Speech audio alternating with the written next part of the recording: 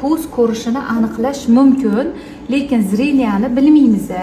Chunki nimaga deganda mana hozir ko'rish jarayonida biz nimalarni ko'ramiz? Bolajonning ko'zida mana xrustalikisi bor yoki yo'qligini ko'ramiz.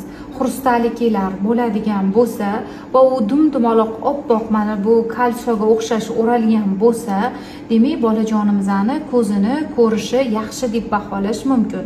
Qachonki mana shu xrustaliklar oppoq bo'lib ko'rinadigan bo'lsa, biz bolajonimizning ko'zini ko'rishida katarakta borligi haqida, ko'zi yaxshi ko'rmayotganligini ona qornidan boshlab aytishimiz mumkin. Mani bolajonimni ikkala ko'zchalari ham xudo xolisa yaxshi ko'radi. Chunki bizda shunaqa diagnozli patsientka ko'rdim. O'sha uchun sizlar buni bilishlaringiz kerak va savollaringizga mana javob. Ko'rdinglarmi? To'xtang, yana bitta narsa qo'yib berib yuboring shu yerda.